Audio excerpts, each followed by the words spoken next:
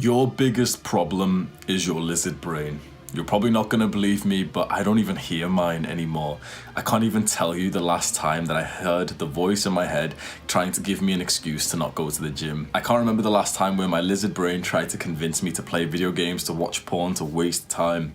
Life is amazing when you destroy your lizard brain. Everything that you want in your self-improvement benefits from overcoming your lizard brain. So I'm going to teach you exactly how I've done it. Let's cover some sciencey shit first, because understanding this is half the battle. The lizard brain is the amygdala. The amygdala is one of the oldest parts of our brain. The amygdala is the reason why we are alive today. It is the reason why humans are still in existence, because that was the part of our brain that allowed us to overcome the saber-toothed tiger that attacked the tribe. We were given the fight or flight message by the amygdala. It kept us safe. It is an amazing, strong part of our brain, but it's not as strong as the modern day addictions. The software developers and the food companies, they know exactly how your amygdala works, and so they're gonna manipulate that. Have you ever felt FOMO?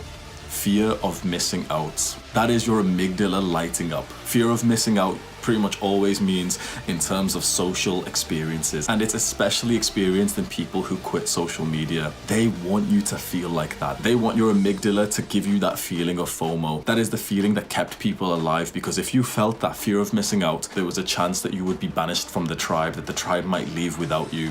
That is what kept people alive. Again, the software developers know that. They've done everything in their power to make sure that you feel that FOMO before you quit social media. Just know that most of your problems right now comes from your amygdala either being manipulated by the modern day society that we've got, or just in general with your amygdala lighting up when it's not supposed to. This is also how anxiety works. Anxiety is just when your amygdala is overactive. The amygdala is countered by the prefrontal cortex. This PFC, this is the newest part of our brain, the most evolved part of our brain. This is what makes humans humans. If you can remember your goals, if you can remember the law of the country that you're in, if you can remember that it's bad to steal, to punch someone, that's your PFC. And what we want in every endeavor that we're trying to get, we want our PFC to be as active as possible, because that is what reminds us of our goals. You can probably remember some times right now where you had an internal battle. The words in your mind were fighting each other. One side was telling you to do a bad activity, to eat the junk food. And the other side was saying, no, but if I eat it, I'll feel guilty, and I don't want to eat it because I've already broken my diet once this week. This clash is the amygdala fighting the PFC. You can literally hear the different sides of your brain arguing, and that's a good thing. That is at least you having a decent level of awareness. So if you felt this before, you're already halfway to curing yourself. Let me tell you my personal transformation story so you can better understand this. What was life like for me, let's say a year or two ago? I definitely, although I didn't have any kind of brain scans, I had at least the symptoms of someone who has an overactive amygdala. I had major anxiety. I genuinely believed that I was in danger every single day. No, that is me literally sugarcoating it. I believed that I was in danger every few seconds. Every few seconds, a thought would pop into my head. That guy over there might stab you. That guy over there might run behind you and put you into a chokehold. Don't step on that, it might break. Scary shit. Do you think I was focused during this time? Do you think I was mindful and grateful of the moments? Do you think I was thinking about my goals? No. I was thinking about skipping the gym, because on the way to the gym, there might be a group of guys who try to stab me. So I missed the gym. I missed the gym quite a lot. Now, I have always had a binge eating disorder. For as long as I can remember, I have overate even when I am sickly full, to the point that my stomach genuinely is painful with how much it's been pressed, and I feel sick and disgusted by myself, but I'd continue. I can now describe this as the feeling of needing to eat to counter the thoughts of the amygdala. It's kind of hard to explain, and I know that someone in this position would be able to relate. If you've got a binge eating disorder, you'll know exactly what I mean. It feels like there's a part of your brain that you have to satisfy, and only when it's satisfied do you move into the PFC, in which then you're just left with the guilt and disappointment of forgetting about your goals. Another reason why I believe I've always had a overactive amygdala is because I am prone to addiction. I am prone to overdoing any kind of substance, including drugs, including video games. I found that when I get into something and I seem to enjoy it, I do it until I can't do it anymore. The drugs that I talk I was doing them every day, including ones that you wouldn't even believe that people were doing every day. Like MDMA is reasonable to take, let's say 3-4 times a year. I was doing it twice a week. Weed, obviously a lot of people smoke weed, but I was smoking weed not just every day, but all day. I was waking up, smoking it, and smoking until it was bedtime. Pretty much every day. I felt powerless and constantly anxious about this. That I felt anxious until I had that thing that cured the thought of the amygdala. It's truly been such a detriment in my life, and now that I'm at this stage of overcoming the lizard brain, I look back and I get quite sad, because to cure this problem, all it really took was 2 steps of education and just doing some practical steps that I'm gonna tell you. If I watched this video 10 years ago, my life would have been very, very different. Of course, you know, I can say I'm grateful for this stuff now, so it doesn't really count, because obviously the worst things that have happened to me, that, you know, the addictions and all this is why I'm here today. So I'm grateful for it, but at least if you're watching this and you're currently trying to quit weed, if you're watching this and you keep binge eating, if you keep going on to video games or all the addictions that you've got, if you feel like that lizard brain, the amygdala, is just fucking your life, I hope to give you that value that will change that. So how do I feel now after around 8 months of actively trying to destroy this lizard brain, the amygdala? How do I feel? Life is amazing. I am being honest. I don't hear the lizard brain in my mind anymore. There is no clash.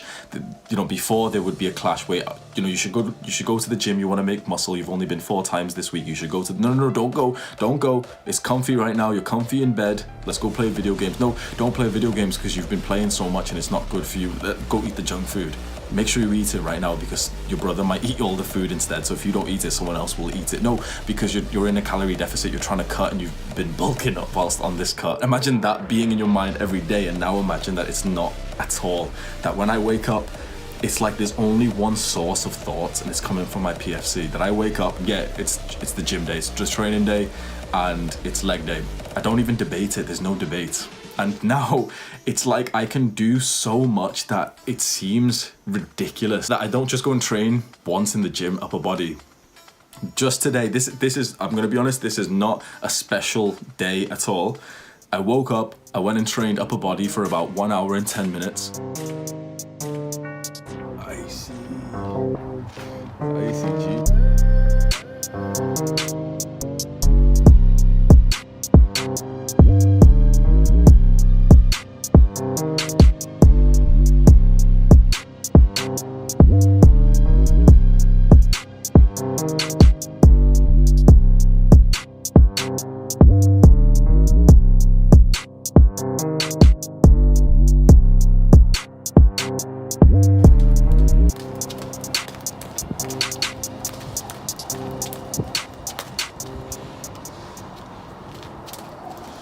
I then put on my gym rings. Let me show you. My gym rings bag, which has got quite a lot of stuff in. This bag weighs at least, let's say, 5 kilograms. That's probably even sugarcoating. It's probably a little bit heavier. 5 kilograms, and then I ran 4 kilometers with that to my gym ring spot, or 2 kilometers to my gym ring spot. Hit an hour of gym rings training. Here's a few clips as well. We also tried hitting the back lever for the first time, and this is what it looked like.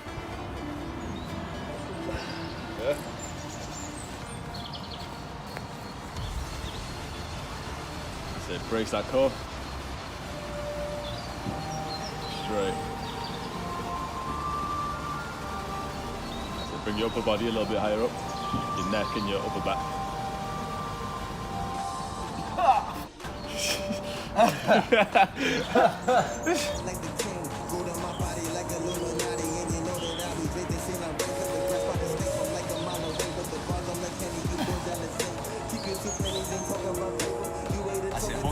Hold that. Hold it.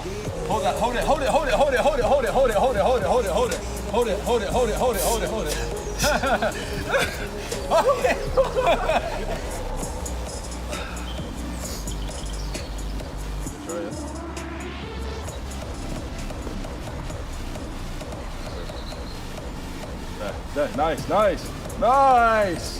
Holy shit. What the fuck?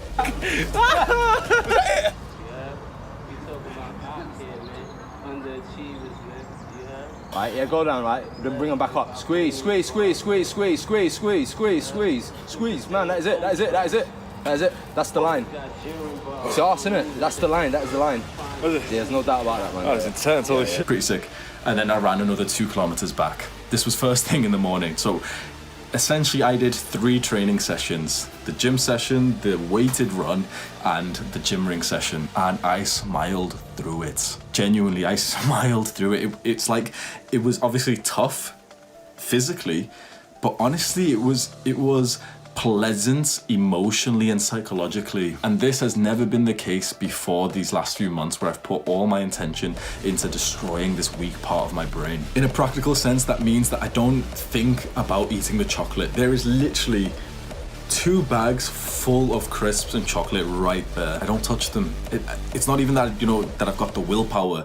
It's like willpower isn't even needed. It's like, imagine willpower being that debate between the PFC and the amygdala and the PFC winning.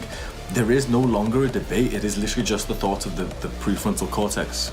And honestly, it's barely even the thoughts of the prefrontal cortex. It's like, it's not even in my mind thinking, no, don't eat it because you've got goals. It's like, it's nothing.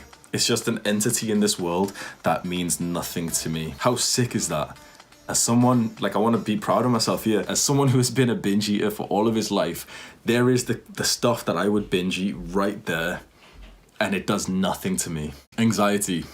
This is probably the biggest part of this transformation. I genuinely had severe anxiety, and here is my mental health score when I took the NHS test. Now, I'm going to be honest, I don't completely believe that it would be exactly 0-0. It definitely is 0 for depression. I feel absolutely no depressive symptoms. But I'd say for anxiety, realistically, if, you know, on this scale of 0 to 20, I think I'd be around 4 or 5. The reason why my score is so low for anxiety on this test is just because I haven't really been in the situations much where anxiety would flare up. My anxiety always used to flare up when I'd be outside, and especially on public transport. Now, it was active in the house as well, but either way, you can see it's been a terrific progress, whether or not, you know, the scale is completely accurate or whatever, but a huge progress. My mind is so still that I don't feel like I'm in danger. How amazing is that? And personally, I haven't really seen anyone give you a specific guide on how to do this, or at least, you know, tell their story of, okay, this is the lizard brain, it is the cause of your problems, this is how to crush that lizard. And so there is 2 things I did. You're already gonna know what they are. Meditation, dopamine detox. Don't click away just because I said meditation. There's 2 types of people watching this. Some people have already tried to meditate because I've told them to, and they're like, oh yes, like meditation is so good. Fair enough. And the other people watching this tried to meditate twice. It didn't work for them. So now they get annoyed anytime someone mentions meditation. If you're that person, know that you are truly missing out, and you've just got this dumbass ego that's stopping you because, oh, you tried it 3 times and it didn't have an effect on you. The analogy I always give is that meditation will work for you. Just stop being like that dumbass who goes to the gym 3 days and says, oh, but it didn't even work, I'm still fat. No, you have been doing the actions that have polluted your brain with the internet for 10 years, 20 years, 25 years.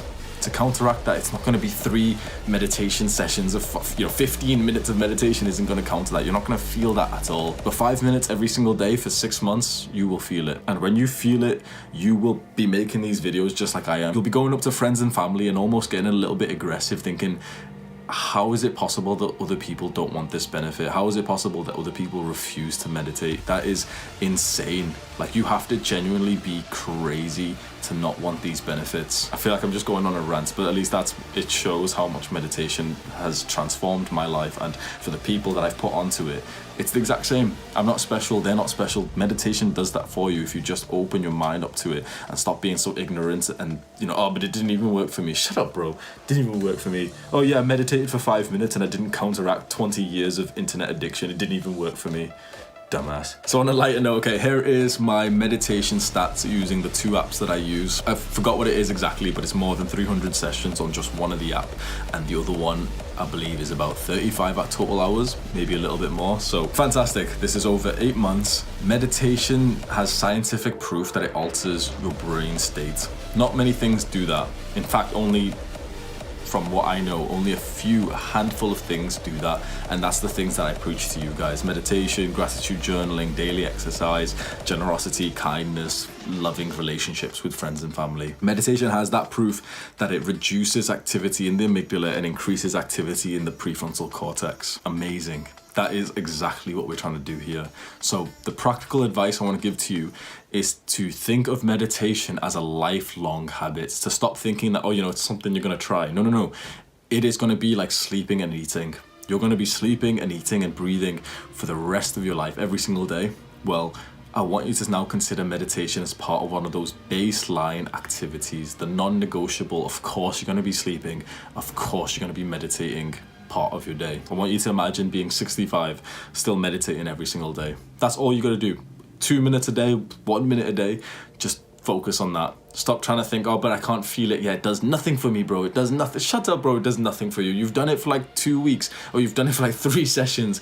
Of course it does nothing for you. If you're watching my videos and we're a few minutes into this now, put your trust in me. Your brain, what you're hearing in your mind telling you that it doesn't work is literally the amygdala. Anytime someone tells me, oh, meditation doesn't work, that is your amygdala fighting against what would kill it. So stop listening to it. Start listening to my brain, because right now your PFC is too weak for you to even listen to it, for you to even hear it. So you've got to listen to the brain of someone who's put in more intention into this.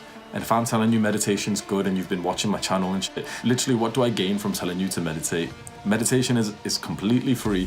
No one gains anything from you meditating. I wouldn't be recommending it if it didn't help. And again, it's got to be a daily effort. It's got to be something you try and do every single day, and you don't hold any kind of judgment. You practice a bit of stoicism, and you don't do it with the expectation like, oh, I hope to clear my mind of thoughts and shit. No. All I want you to do is just show up to practice. Stop thinking about clearing your thoughts. Stop thinking about, oh, does it work? It doesn't work, whatever.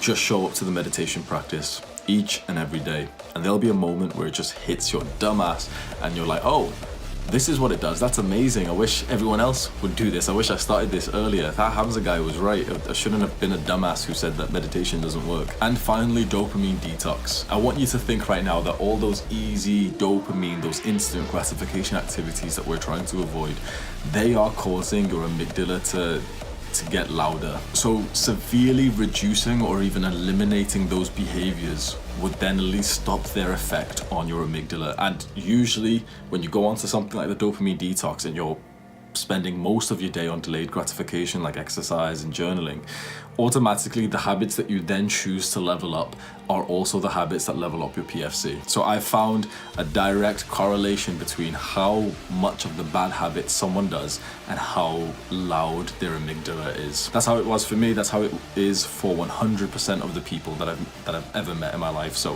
I think that this is a fact. These average bad behaviors, Netflix, video games, porn, YouTube, junk food, drugs, it strengthens your amygdala and it weakens your PFC. Do the opposite of that. Cure yourself of these addictions and hop on the dopamine detox. Not the clickbait version, not the 24-hour on a Sunday, like that's gonna do anything. It's a lifestyle change. This is something you just follow each and every day, and we're not doing it for a challenge. We're not doing it to tell people like, hey guys, I'm on a dopamine detox. Oh, shut up, bro. I'm on a dopamine shut what the you dumbass. Oh, I'm gonna do a dopamine detox tomorrow. No, a dopamine detox isn't something you do. It's not something you try. It's not something that is like a challenge that you tell people about and you're acting proud. No, it's just a lifestyle change that you no longer indulge in those easy dopamine activities, or at least severely reduce to the point that you only keep like the absolute most fun instant gratification activities. That is it. These two behaviors, meditation and dopamine detoxing, that is what has killed my lizard brain in the last 8 months. I urge you, if you want the benefits of someone with a reduced lizard brain, a reduced amygdala, to really consider this and start with education. Start with learning so much about meditation and dopamine detoxing. Learn about instant gratification. I've got like the whole playlist. Learn about mindfulness, the benefits of meditation. Just know that every time you learn something about these things, you're just more likely to do it because you're more motivated. You won't really see much educational stuff about the dopamine detox because it's mostly full of the big YouTubers who are just lying to you for clickbait. Like, I'll reset your mind in 24 hours. They say that stuff because it's far more marketable. Obviously saying you can reset your mind in 24 hours, just do this on a Sunday. It's far more marketable even though it's not valuable to people. So if you search for dopamine detoxing, personally, I never found anything of value. I had to go and experiment it by myself, and that's why I'm here today on this 8-month dopamine detox.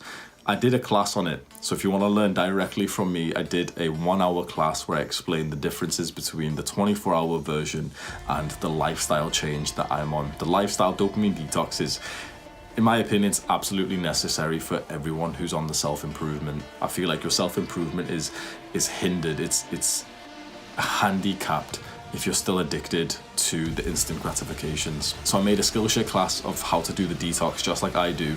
The Skillshare link is in the description. You can watch it for free using their free trial. So you should probably go and watch that if you want some education on this. So think of these two, meditation and dopamine detoxing. Think of them as the 20% of activities that get you 80% of the lizard brain killing results. There probably is some other things that would help, but these two, at least for me, has made a very, very drastic, life-changing difference in just a couple of months. You might think, but Hamza, a couple of months is a long... Shut up, bro. A couple of months is a long time. Bro, the time's gonna pass anyway. It's January right now. Let's say that you could have a significant difference in your decision making, your amygdala versus PFC argument in your head.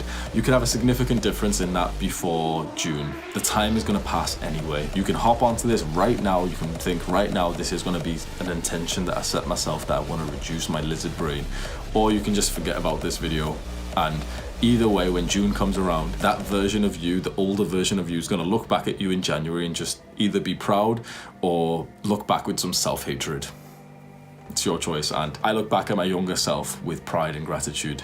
It's a good way to be. I think you should try that.